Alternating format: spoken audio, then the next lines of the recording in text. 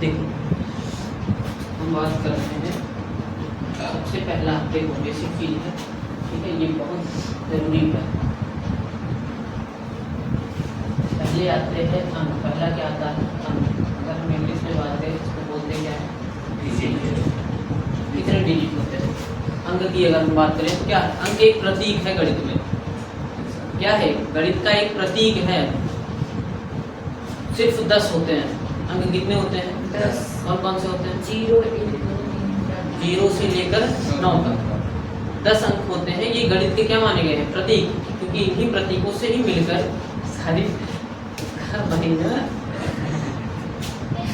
देखो अंक जो होते हैं 0 1 2 3 4 5 6 7 8 और कितने होते हैं? 9। इन्हीं अंकों से मिलकर क्या बनती है? संख्याएं। इन्हीं अंकों से मिलकर क्या बन जाती है? संख्याएं। अब जो संख्याएं बनती हैं, जितनी भी बड़ी संख्याएं बनती हैं, सब इन्हीं अंकों से मिलकर बनती हैं। भाई कोई भी नंबर अगर तुम देखोगे लिखा हुआ, इसके अलावा कोई नंबर मिलता है हमें? नहीं मिलता है, कोई नंबर नहीं। भाई कितना बड़ा 1 करोड़ 2 करोड़ 3 करोड़ 4 करोड़, कितना भी लाख 2 लाख कुछ भी लिखोगे, सब इन्हीं 10 अंकों से मिलकर बना होता है। ये होते हैं अंक। अब इन्हीं अंक से बनती हैं संख्याएं। अब संख्याओं के अगर हम प्रकार की बात करें, संख्याओं की प्रकार, जब संख्याओं के प्रकार की बात करते हैं, संख्याएं कई प्रकार की हैं।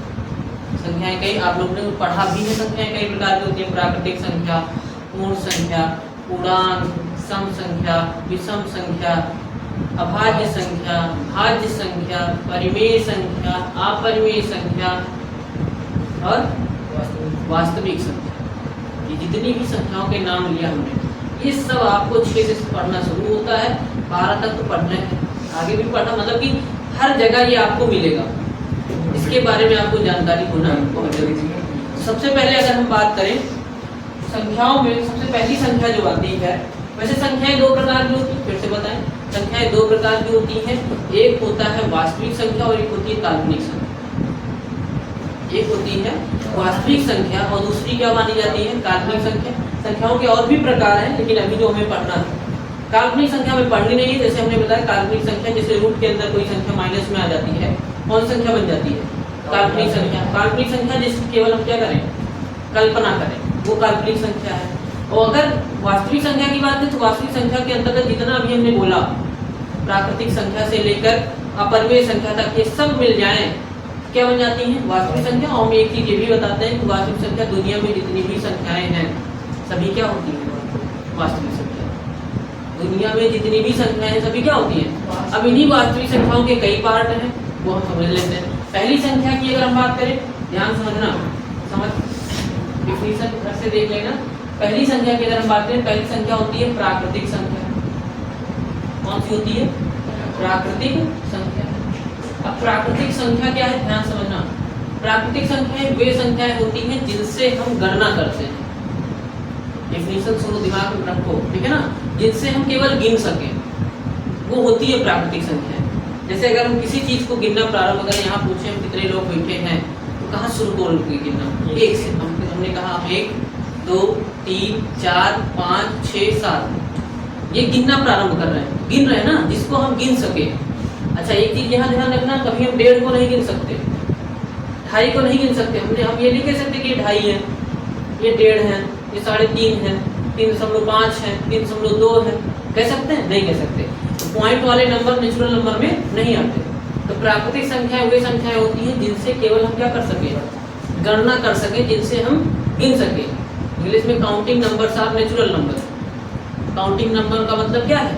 जो गिना जा सके, ठीक है ना? तो जो ये गिनने वाली संख्याएं होती हैं, वो क्या होती हैं? प्राकृतिक संख्या होती है। और प्राकृतिक संख्या सदैव कहाँ से शुरू होगी?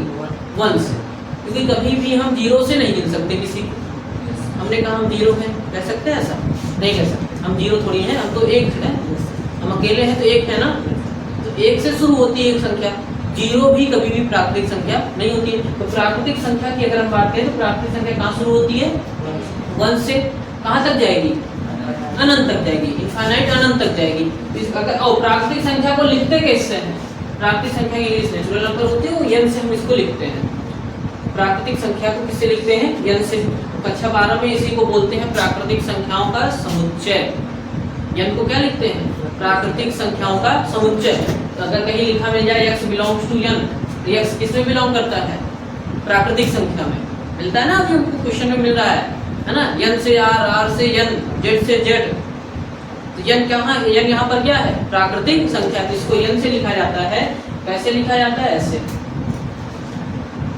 n बराबर लिखा जाता है 1 2 3 4 ऐसे डॉट डॉट डॉट कहाँ तक? इनफिनिट। ये होती है प्राकृतिक संख्याओं का समुच्चय। कहाँ से शुरू होगा? 1 से शुरू होगा, कहाँ तक जाएगा? अनंत तक। नंबर लाइन में इसको किसे दिखाते हैं? जैसे नंबर लाइन क्या होता है? ये नंबर लाइन प्राकृतिक संख्याओं के लिए हम बना रहे हैं। हमने कहा ये 1 है, ये क्या है? 2 है, 3 है, 4 है, 5 है, कहाँ तक जाएगा? ये ये होती है प्राकृतिक संख्या। ठीक है ना? तो प्राकृतिक संख्या किससे लिखी जाती है? n से, है ना? प्राकृतिक संख्या किससे लिखी जाएगी? n से। तो प्राकृतिक संख्या जो होती है, जो गणना करने वाली संख्याओं के समुच्चय को ही क्या कहते हैं? प्राकृतिक संख्या कहते हैं। ठीक है ना? प्राकृतिक संख्या में कोई दिक्कत नहीं है। ठीक है। सेकंड नंबर जो आता है, सेकंड नंबर की अगर हम बात करें, वो आता है पूर्ण संख्या। क्या आती है? पूर्ण संख्या। इसके नाम में ही कुछ लिखा है, उसी से हम समझ सकते हैं। पूर्ण, पूर्ण का मतलब पूरा होना चाहिए, कंप्लीट होना चाहिए, कंप्लीट नंबर होना चाहिए। पूर्ण संख्या का मतलब यही हुआ ना, कंप्लीट नंबर। कोई चीज पूरा है तभी तो पूर्ण बोलोगे, है ना? अगर हम कहें यहाँ पूर्ण संख्या की बात करें, तो पूर्ण संख्या जो शुरू होती है वो 0 से शुरू होती है। किसी प्राकृतिक संख्या में अगर हम 0 को शामिल कर लें, किसको शामिल कर लें? 0 को शामिल कर लें, तो ये संख्या क्या बन जाती है? पूर्ण संख्या बन जाती है। अगर हम कहें पूर्ण संख्या, प्राकृतिक संख्या कहाँ से है? 1 से लेकर कहाँ तक है? अनंत तक। इसी में अगर हम किसको शामिल कर लें, हमने कहा इसको 0 से शुरू करो। 0 1 2 3 4 कहाँ तक? इसी प्राकृतिक संख्या में 0 भी आ जाए तो क्या बन जाती है? पूर्ण संख्या। अब ये बताओ, 0 पूर्ण है तभी तो पूर्ण संख्या है। अगर हम कहते हैं यहाँ कुछ भी नहीं है, क्या कहोगे? सब कुछ 0 है, कह सकते ना? कह सकते हैं, नहीं कह सकते? हमने कहा यहाँ कुछ भी नहीं है, बाहर कोई नहीं है। कोई नहीं है, क्या मतलब है? शून्य है। कंप्लीट तो है ना? ऐसा तो कह नहीं सकते कि वहाँ आधा लोग हैं, वहाँ 3.5 लोग हैं, वहाँ 5.5 लोग हैं, 2.5 लोग हैं, 2.3 लोग हैं। ऐसा तो नहीं कह सकते। इसका क्या मतलब है? ये पूर्ण संख्या का मतलब है कि सभी संख्या क्या होनी चाहिए? पूर्ण होनी चाहिए। हम अगर कोई भी संख्या लेंगे तो 1 अगर लेते हैं तो 1 क्या है? यहाँ पे पूर्ण है। 2 क्या है? पूर्ण है। 3 क्या है? पूर्ण। ये सभी पूर्ण संख्याएं होती हैं। ठीक है। पूर्ण संख्याओं के समुच्चय को हम किससे लिखते हैं पता है? W से। किससे लिखते हैं? W बराबर लिखा जाता है 0 1 2 3 ऐसे डॉट डॉट डॉट कहाँ तक? ये क्या है? पूर्ण संख्याओं का समुच्चय, जिसको हम किसे लिखते हैं? W। समझ में आ गया? प्राकृतिक संख्या n से लिखा जाएगा, जो 1 से शुरू होगी। पूर्ण संख्या कहाँ शुरू होगी? 0 से। पूछा जाता है सबसे छोटी प्राकृतिक संख्या कौन सी है? सबसे छोटी प्राकृतिक संख्या कौन सी है? 1 है।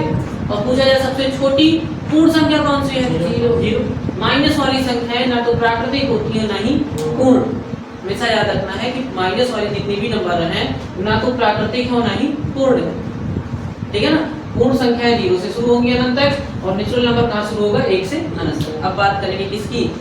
पूर्णांक की। तीसरे पॉइंट पर क्या आता है? पूर्णांक।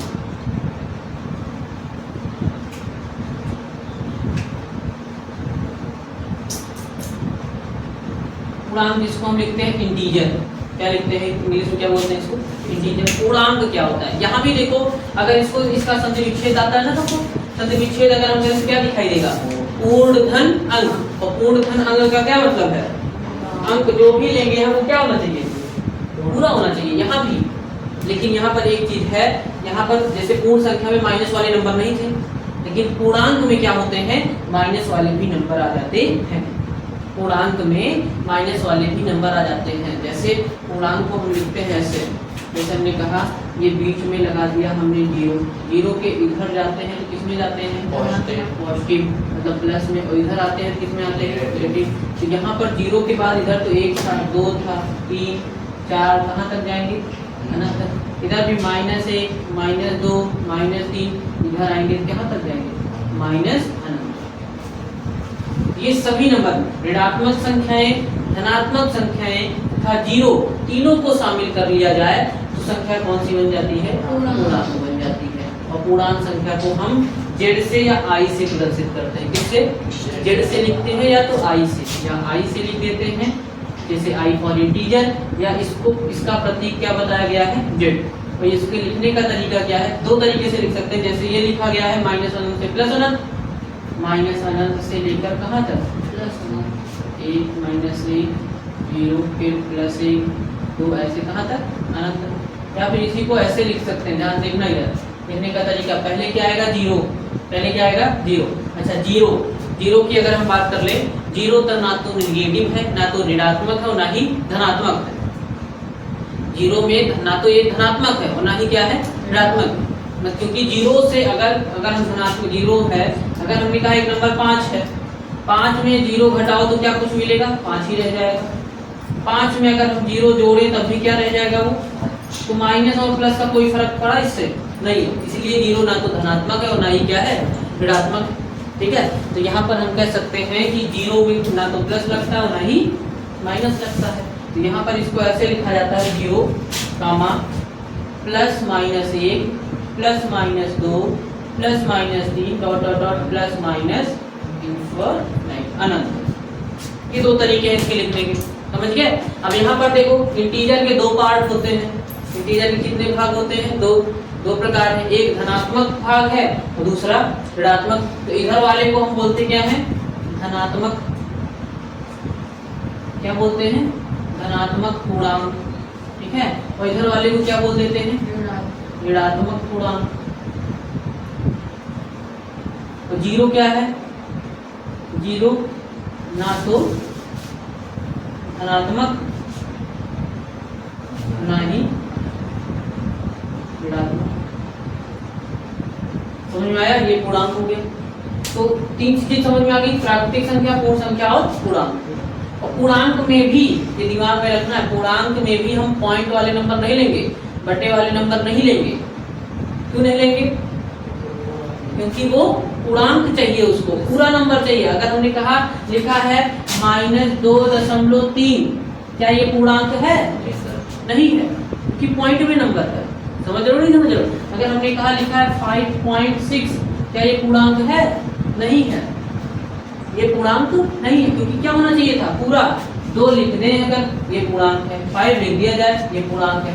15 लिख दिया जाए, ये क्या है? पूर्णांक है। ये सभी संख्या क्या होती है? पूर्णांक होती है। समझ में आया नहीं?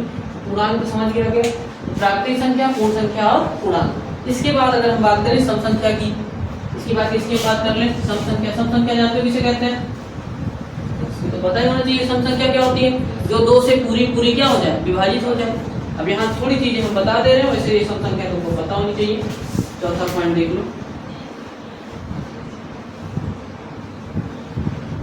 सम संख्या जिसको हम इवन नंबर बोलते हैं। क्या बोलते हैं? Even number.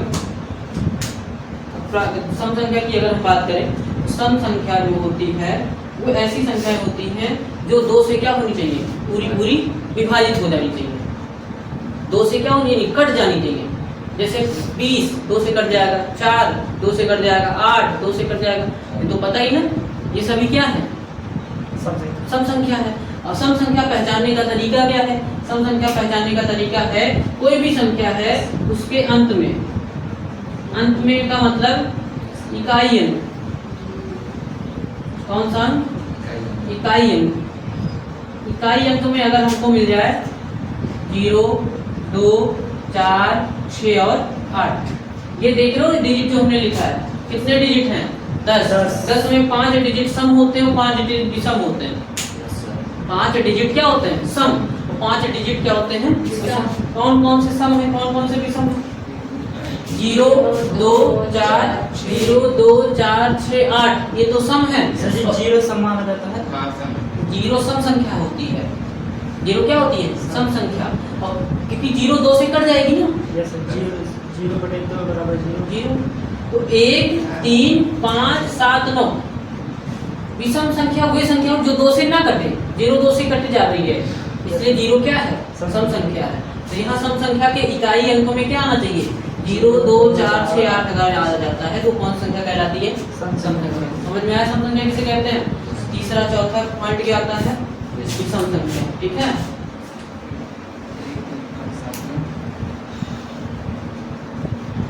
विषम संख्या जो दो से ना कटे। भाई जो कट रहा है वो सम संख्या है, जो दो से नहीं कटेगा वो क्या है? विषम संख्या है। तो विषम संख्या में के इकाई अंक में क्या आएगा? इकाई अंक इसका क्या बनेगा? इसका इकाई अंक बनेगा 1 3 5 7 और 9। अगर ये 5 डिजिट दिख गए, 5 अंक दिख गए लास्ट में, समझ लो कौन सा है? विषम संख्या है। जैसे लिखा है 2 3 5 7, बताओ कौन सा है ये? विषम। अगर हम लिख दें 2 4 6 8 1 भाई विषम संख्या लास्ट में क्या है? 1 है। ठीक है, अगर हम लिख दें 8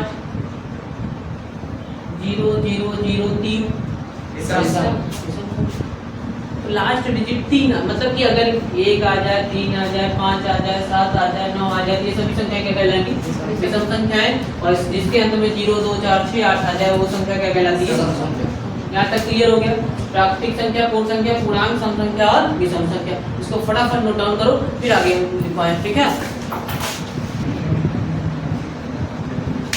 यहाँ तक हो गया, कोई दिक्कत ना है ना? प्राकृतिक संख्या, पूर्ण संख्या, पूर्णांक, सम संख्या, विषम संख्या, इसमें कोई दिक्कत नहीं है। आगे चलते हैं।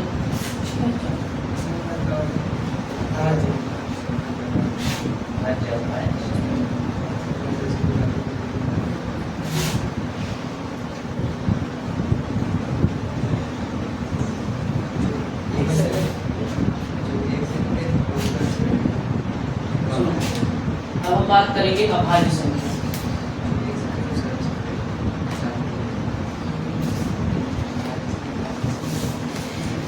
अभाज्य संख्या जिसको हम प्राइम नंबर कहते हैं। ठीक है, अभाज्य संख्या वे संख्या होती है जो एक से कटे या तो स्वयं से कटे, एक से कटे या तो स्वयं से कटे, या फिर बोल सकते हैं जिसके केवल दो गुणनखंड होते हैं। जिसके केवल दो गुणनखंड, या तो एक होगा या तो स्वयं होगा। अभाज्य संख्या वे संख्या होती है जिसके केवल कितने गुणनखंड होंगे? दो। केवल दो गुणनखंड, केवल दो गुणनखंड। दो कौन कौन से होंगे? पहला होगा एक, पहला क्या होगा? एक, और दूसरा स्वयं होगा। दो संख्या हम देखेंगे वो स्वयं गुणनखंड। समझ लेते हो नहीं समझते हो? कौन सी संख्या किस किस नंबर से कटती है वो उसका गुणनखंड कहलाता है। जैसे एक किससे किससे कटेगा? एक केवल एक से कटेगा, केवल एक से कटेगा, इसलिए एक यहाँ पर अभाज्य संख्या नहीं है। पहली चीज, नंबर शुरुआत होती है एक से। अगर हम एक की बात करें, क्या एक अभाज्य संख्या है? नहीं है। क्यों नहीं है? क्योंकि एक की केवल एक ही गुणनखंड है।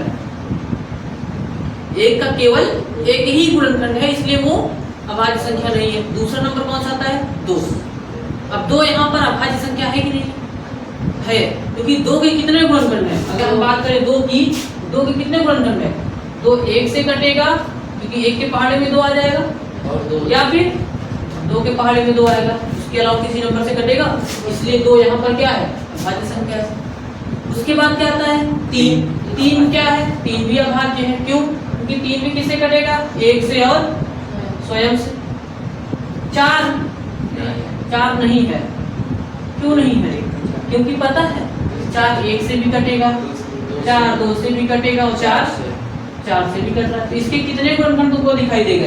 3। इसलिए अब इसके 3 गुणनखंड है, इसलिए ये अभाज्य संख्या नहीं है। तो अभाज्य संख्या का मतलब समझ आया? ऐसी संख्याएं जिसके केवल 2 गुणनखंड हो, और पहला गुणनखंड एक हो और दूसरा वो खुद स्वयं हो, तो वो कौन सी संख्या कहलाती है? अभाज्य संख्या कहलाती है। समझिए ना, जिसको इंग्लिश में बोलते हैं प्राइम नंबर। प्राइम नंबर अगर लिखना है, प्राइम नंबर अगर हमें लिखना है, हमने हमने कहा p प्राइम नंबर को प्रदर्शित करता है। 2 आएगा, क्या आएगा, पहला नंबर कौन सा आएगा, 2 आएगा। 2 के बाद क्या आएगा, 3 5 7 9 आएगा, नहीं आएगा। 9 नहीं आएगा।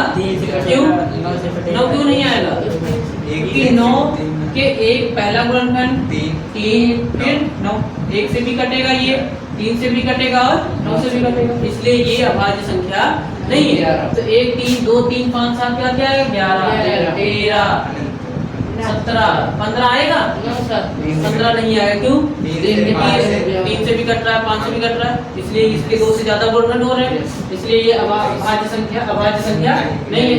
तो ऐसे डॉट डॉट डॉट अनंत तक बहुत सारी संख्याएं मिलती है। लेकिन अगर हम केवल 1 से 100 तक की बात करें, 1 से 100 तक कितनी अभाज्य संख्या होती है, 1 से 100 तक 25 होती है। 1 से 100 तक कितनी होती है, 1 से 50 तक 15 होती है, और 1 से 10 तक 1 से 50 तक 15 होती है, और 50 से लेकर 100 तक 10 संख्याएं होती है। कुल मिलाकर कितनी होती है, 25। याद करने का एक तरीका भी है, अगर हमसे कभी पढ़े हो तो हम बताया जरूर रहा हूँ, है ना, एक ट्रिक है, अगर याद कर लोगे तो सही रहेगा। होता क्या था, देखो 442 232 232 1, अगर ये आपको याद है तो समझ जाओ कि इसमें टोटल 25 संख्या है। 1 से 100 तक की बात हो रही है, कहाँ से कहाँ तक, 1 से 100 तक अभाज्य संख्याएं। मतलब क्या है, देखो 442, देखो इस सबको जोड़ोगे तो 25 आएगा। 4 4 8 2 10 2 12 3 15 2 18 18 2 20 3 23 2 24 से 25 संख्या होती है कुल। अब 25 संख्याओं में देखो ये जो लिखा गया है, इसका मतलब ये है, इस 4 का मतलब है कि 1 से लेकर 10 तक 4 संख्याएं हैं कुल। 1 से लेकर 10 तक केवल 4 प्राइम नंबर हैं। कौन कौन से हैं पता है, ये भी देख लो, 2 है 3 है 5 है और 7। 1 से 10 तक हो गए, नहीं हो गए, तो 1 से 10 तक कितना मिलेगा, 4। 11 से 20 तक कितना मिलेगा, 4। गिन लो, 11 होगा, 13 होगा, 17 होगा, 19 होगा, 19 होगा, 4 इसमें मिल रहे हैं। फिर आता है 20 से 30 तक, 20 से 30 तक केवल 2 है, 23 और 32, 21 कट जाता है। 21 से 30 तक की बात हो रही है ना, तो 21 कट जाता है, 22 भी कट जाता है, 23 किसी से नहीं कटता तो 23 एक और स्वयं से कटेगा, 24 भी कट जाता है, 25 भी कट जाता है, 26 भी कट जाता है, 27 3 से कट जाता है, 28 भी कट जाता है, सब संख्याएं तो कट ही जाएंगी। बचा कौन, 29, केवल कौन कौन से, 23 और 32, केवल 2 मिलेगा। ऐसे हम यहाँ बना दे रहे हैं, 1 से 10 तक 4 मिलेंगे, 11 से 20 तक 4 मिलेंगे, ठीक है, 21 से 30 तक 2 मिलेंगे, 31 से 40 तक 2 मिलेंगे, 41 से 50 तक 3 मिलेंगे, 51 से 60 तक 2 मिलेंगे, 61 से 70 तक 2 मिलेंगे, 70 से 80 3 मिलेंगे, 81 से 90 2 मिलेंगे, लास्ट में 91 से 100 तक कितने मिलेंगे, 1 मिलेंगे। लास्ट वाला बताओ, 91 100 के बीच कौन सा ऐसा नंबर जो प्राइम नंबर है, 97। और सभी कट जाते हैं, 91 कट जाएगा, किससे कट जाएगा, 7 से कट जाएगा, 13 से कट जाएगा, है ना, 92 को सम संख्या कट ही जाएगा, 93 3 से कट जाता है, 3 तरीका 9 3 कट 3, है ना, 3 से कट जाएगा, 94 कट ही जाएगा, 95 5 से कट जाएगा, 96 कट ही जाएगा, 97 बचा, 97 किसी से नहीं कटा तो एक और स्वयं से कटेगा, इसलिए 97 ही एक ऐसा नंबर है जो 91 और 100 के बीच में क्या प्राइम नंबर है। सबसे छोटा प्राइम नंबर कौन सा होगा, 2। सबसे छोटा प्राइम नंबर कौन सा होगा, 2। ये समझ गए नहीं समझ गए, ये 442 232 232 से एक का मतलब समझ में आया। अगर हम पूछ रहे 1 से 50 तक कितनी संख्याएं हैं, कितने प्राइम नंबर होते हैं, 15, 4 4 8 2 10 2 12 3 15। 50 से 60 तक कितने, 50 से 100 तक 10 होंगे, 2 2 4 3 7 2 9 1 10। समझ गए ना, ये क्या होती हैं, अभाज्य संख्याएं होती हैं, ठीक है।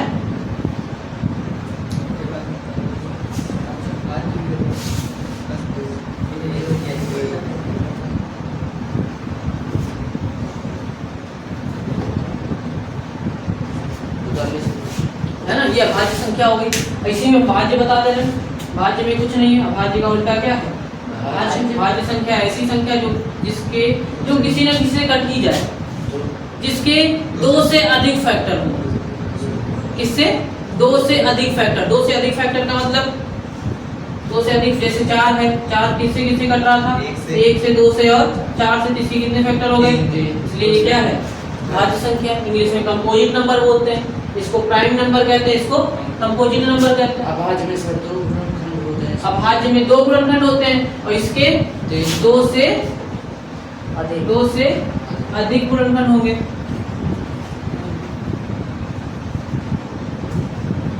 जो प्राइम नहीं है वो क्या है?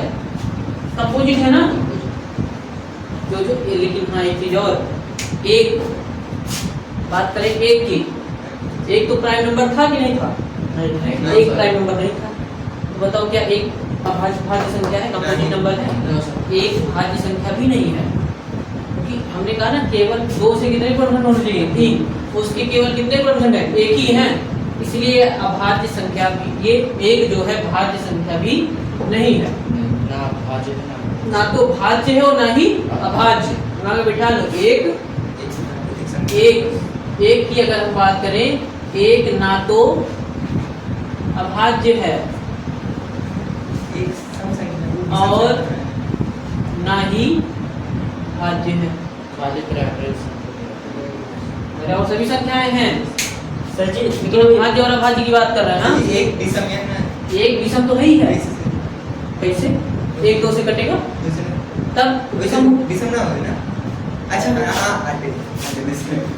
सर हाँ ये बताइए, 2 जो है वो भाज्य संख्या नहीं है। 2 अभाज्य है तो भाज्य कैसे होगा भाई? जो अभाज्य है वो भाज्य थोड़ी होगा। जो भाज्य है, जैसे 4 है, देखो भाज्य संख्या 2 से कितने गुणनखंड होंगे? 2 से ज्यादा होंगे। और अभाज्य संख्या में केवल कितने गुणनखंड होंगे? 2। इसमें केवल लगा है, केवल का मतलब केवल 2 ही, एक भी नहीं होना चाहिए, 2 होना ही चाहिए। और इसके 2 से कितना होना चाहिए? 2 से अधिक गुणनखंड होने चाहिए।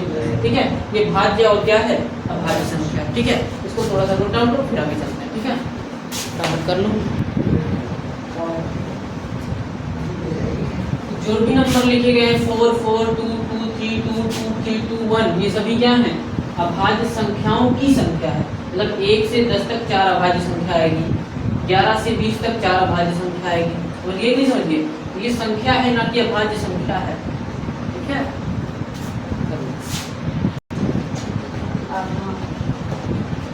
गलत है नहीं सही है। साथ में हम ओके ट्रिक के लिख ले नंबर डाल दिया। 7 चलो देखो आगे, देखो लास्ट 3 बचे, बस फटाफट बता के 5 मिनट तक पढ़ते हैं। एक बता दें को प्राइम नंबर, जिसको सहभाज्य संख्या बोलते हैं।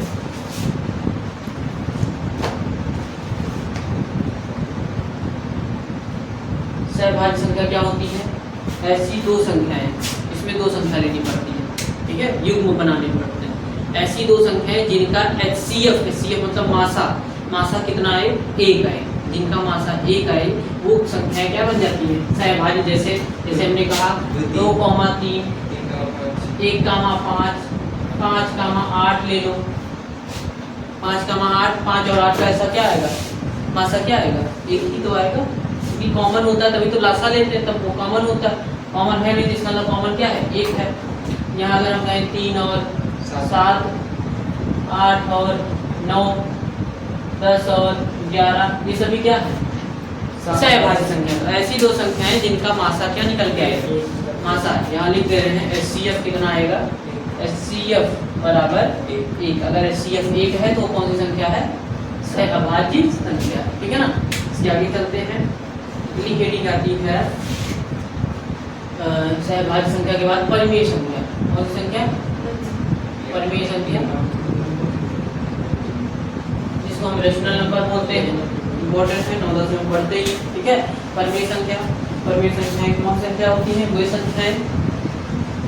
संख्याएं जिसे P/Q के रूप में लिखा जाए। कैसे लिखा जाए? P/Q के रूप में। ऐसी संख्याएं जिसे P/Q के रूप में लिखें, वही सभी संख्याएं कौन संख्या बन जाती है? परिमेय संख्या। अब देखो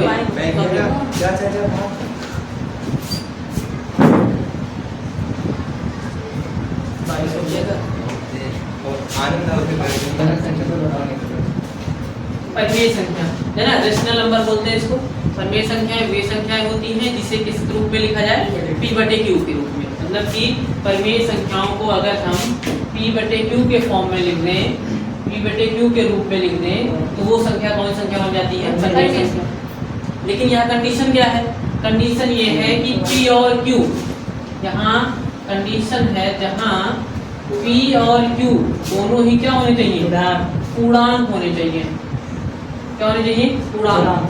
p और q क्या होने चाहिए, पूर्णांक। पूर्णांक पीछे पढ़ लिया ना, पूर्णांक क्या था, सभी नंबर पूर्ण होते हैं, पूर्णांक होते हैं। यहाँ पर जो भी नंबर लिखा जाएगा वो पूर्ण होनी चाहिए। ऐसा नहीं है कि 1.2 बटे 2.3 कर दो, वो नहीं, दशमलव हटाना पड़ेगा फिर हमें, 2 3 5 है ना। तो यहाँ पर PQ क्या, PQ दोनों ही क्या होने चाहिए, पूर्णांक होने चाहिए। और Q जो है कभी भी 0 के बराबर नहीं होना चाहिए, कभी भी Q 0 नहीं आना चाहिए। ठीक है, समझ में आया। Yes, ये sir. p बटे q के रूप में होना चाहिए, परिमेय संख्या p बटे q के रूप में होना चाहिए, जहाँ p और q क्या होने चाहिए, पूर्णांक होने चाहिए। पूर्णांक होने चाहिए। लेकिन q क्या ना हो, 0 ना हो। एक चीज और, एक कंडीशन और है इसकी, सुनिए, एक कंडीशन और है, p और q का HCF जो निकल के आए वो कितना निकल के आए, 1। जैसे यहाँ हमने बताया सहभाज्य, मतलब p और q जो है, p और q सहभाज्य संख्या होनी चाहिए। समझ में आया, क्योंकि ये कंडीशन है p और q की। इस सहभाज्य होगा, इसमें उसका HCF कितना होगा, 1। ये दोनों सेम है, यस सर। चाहे कहो HCF 1 है, चाहे कहो PQ का PQ क्या होनी चाहिए, सहभाज्य संख्या। तो ये सभी संख्याएं क्या बन जाती हैं, परिमेय संख्या। कंडीशन देखा, जैसे हमने लिखा 2 बटे 3 परिमेय संख्या नहीं है, क्योंकि b बटे q के रूप में दिखाई दे रहा है। 2 भी पूर्णांक है और 3 भी क्या है, पूर्णांक है, नीचे 0 नहीं है। 2 और 3 का HCF भी कितना आएगा, 1 आएगा। सर जी ये पूर्णांक में मतलब ये माइनस में भी हो सकती है, माइनस में भी हो सकती है, भाई क्या नहीं हो सकती है। जैसे हमने कहा -5 बटे 3, ये भी एक पूर्णांक है, -5 पूर्णांक है, 3 भी पूर्णांक है, ये भी एक परिमेय संख्या है ना। अब चलो थोड़ी चीज और चर्चा कर लें, जैसे 0 पूर्णांक है कि नहीं है, 0। हाँ, इसे p अपॉन q के रूप में लिख सकते हैं। लिख सकते हैं, नहीं लिख सकते। 0 के नीचे क्या लगा सकते हैं, 1। 0 बटे 1 लिख दें तो ये क्या बन जाएगा, पूर्णांक। तो जितने भी होल नंबर हैं, होल नंबर समझ रहे हो, पूर्ण संख्या, दूसरे नंबर जो लिखा गया था, जितने भी पूर्ण संख्याएं होती हैं सभी क्या होती हैं, परिमेय संख्या होती है। जितनी भी पूर्ण संख्याएं सभी क्या होती है, क्योंकि बटे 1 लगा सकते हैं ना। 1 लिखा है, 1 पूर्ण संख्या है, 1 बटे 1 लिख सकते हैं, 2 बटे 1 लिख सकते हैं, 3 बटे 1 लिख सकते हैं। जितनी प्राकृतिक संख्याएं वो भी क्या है, परिमेय संख्या है। जितने पूर्णांक हैं वो भी क्या है, परिमेय संख्या। जितनी सम संख्या है वो भी क्या है, परिमेय संख्या। जितनी भी सम संख्या है वो भी क्या है, सम संख्या, परिमेय संख्या। जितने इसके ऊपर जितनी भी आपने संख्याएं पढ़ी सभी क्या है, परिमेय संख्या है, क्योंकि उसे p बटे q के रूप में लिखा जा सकता है। अगर नीचे कुछ नहीं है तो नीचे क्या लगा देंगे, 1 बटे में 1 लगा देंगे। अब 2 लिखा है तो 2 के नीचे क्या लगा दोगे, 1। 5 लिखा है, 5 के नीचे क्या लगा सकते हैं, 1। इसलिए क्या बन गया, परिमेय संख्या। तो परिमेय संख्या p बटे q के रूप के होती है। यहाँ p और q क्या होते हैं, पूर्णांक होते हैं। q 0 के बराबर नहीं होना चाहिए, अगर 0 के बराबर है तो पूर्णांक नहीं है। तो परिमेय संख्या अगर 2 बटे 0 नहीं है अपरिभाषित हो जाता है, नीचे कभी भी 0 नहीं होना चाहिए, इसलिए ये क्या है, मतलब परिमेय संख्या नहीं है। अब दूसरी चीज आती है अपरिमेय संख्या। दूसरी चीज क्या आती है, अपरिमेय संख्या। अपरिमेय संख्या क्या होती है,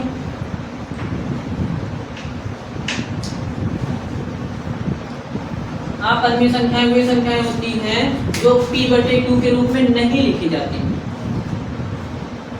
तो जहां p और q इसमें तो पूर्णांक है ना, लेकिन जैसे अगर हम लिख दें √3 पूर्णांक है नहीं है, क्योंकि √3 का मान 1.732 होता है। √5 ये भी पूर्णांक नहीं है, पूर्णांक नहीं, इसलिए अपरिमेय है। √2 होता है ना हमारी किताब में कक्षा 10 में। इन सबको सिद्ध करो कि ये क्या है, अपरिमेय संख्या है। 2 नंबर का क्वेश्चन मिलता है, हर बार आता है ना। ये 2 नंबर क्वेश्चन इस पे आता है। ये कौन सी संख्या होती है, अपरिमेय संख्या, उसको हमें सिद्ध करना होता है कि सिद्ध करो कि ये क्या है, अपरिमेय संख्या। अपरिमेय संख्या एक संख्या और समझ लो, कभी भी अपरिमेय संख्या रुकती नहीं है, 2 रिपीट भी नहीं होती है। 3 3 5 4 3 2 1 8 7 6 5 4 3 2, ये कभी भी रिपीट भी नहीं होगी ना तो रुकेंगी। इसका से एक बदलाव नहीं है। मतलब कि जैसे क्या होता क्या है, अगर हम भाग दें तो दशमलव के बाद भी कट जाए, दशमलव के बाद भी क्या हो जाता पूरा पूरा। जैसे हमने कहा, हमने लिखा कि 9/2 लिखा है, 2 से हमने 9 को भाग दिया, 2 चौक 8, 9 में से 8 गए, 1 दशमलव लगाया, 0 2 पंचे कट गया ना पूरा पूरा। ये क्या है? परिमेय संख्या है ना। ये शांत अशांत में पढ़ते हो, एक शांत होता है एक अशांत, है ना, आवर्ती अनावर्ती। अब देखो एक जैसे अगर हम कहें कि 9 को 5 है, 5 को 3 से भाग करो, 5 को जब 3 से भाग करोगे 3 एकम 3, 5 3 गए 2 दशमलव लगाओगे, 0 3 छंग 18, 20 में से 18 गए तो फिर 3 छंग 18, एक दशमलव क्या क्या आएगा 6 6 6 ऐसे बढ़ता जाएगा, एक दशमलव रिपीट हो रहा है, बाहर लगा देते हैं। ये भी परिमेय है, लेकिन बना सकते हैं इसको, पढ़े हो 0.6 के ऊपर बार है तो चलो इसको परिमेय संख्या में बदलो, कितना आ जाता है 6/9 आ जाता है, नहीं आ जाता है? अच्छा 9 में पढ़ा गया है ना। तो ये चीजें हैं। तो यहाँ पर अपरिमेय संख्या वे संख्याएं होती हैं जो p/q के रूप में ना लिखी जा सके, ठीक है ना, वो अपरिमेय संख्या हो जाती है, जैसे √2 √3 √5 √7, ठीक है। एक संख्या और बची होगी, समझ लो, काम करना है ना। ये सब कर लेंगे जो आज तुम कक्षा 12 में बहुत अच्छे तरीके से पढ़ रहे हो।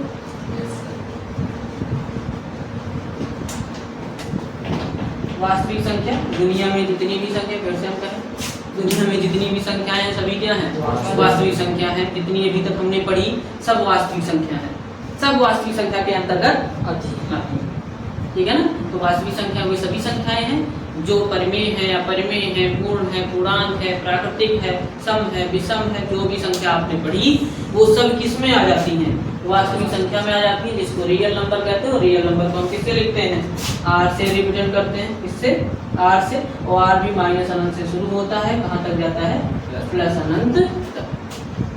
इसमें सब कुछ आ जाएगा, रूट में संख्याएं हैं वो भी आ जाएंगी, प्लस में, माइनस में, दशमलव में, बटे में, कैसी भी संख्याएं हैं सभी इसके अंतर्गत आ जाती है, जिसे हम क्या कहते हैं? वास्तविक संख्या कहते हैं। क्लियर? ये सभी संख्याएं थी, बस 2-3 पॉइंट और है, ये भी नोट करो लास्ट, ठीक है। एक चीज और सुन लो, हम पढ़ते हैं पाई, क्या पढ़ते हैं? पाई। हमेशा आता है पाई क्या है? पाई। तो यहाँ याद रखो, पाई जो होता है वो अपरिमेय संख्या होती है। कौन संख्या होती है? पाई। पाई का मान आपने पढ़ा होगा 22/7 होता है, लेकिन यहाँ 22/7, यहाँ देखो क्वेश्चन पूछा जाता है 22/7, 3.14 पाई, इनमें से कुछ नहीं, कौन सी अपरिमेय संख्या है? 22/7 परिमेय है, 3.14 भी परिमेय है, लेकिन पाई अपरिमेय, क्योंकि 22 को जब 7 से भाग करोगे ना कटेगा ही नहीं, 3.14 4 5 2 3 2 ऐसे बढ़ता चला जाएगा। सिर्फ 3.14 की बात करें तब तो ये क्या है? परिमेय है। लेकिन अगर इसका विस्तार रूप देखोगे ये कभी रुकने वाला नहीं है, जब रुकने वाला नहीं है इसलिए ये क्या है? अपरिमेय संख्या है, ठीक है ना। पाई यहाँ पर क्या है? अपरिमेय संख्या, और ये दोनों क्या बन जाते हैं? परिमेय। कक्षा 9-10 में पूछा जाता है, बताओ कौन सी परिमेय है, कौन सी अपरिमेय है। तो यहाँ पर पाई क्या है? अपरिमेय संख्या है। क्लियर? कर लो, पूरा कर लो फटाफट।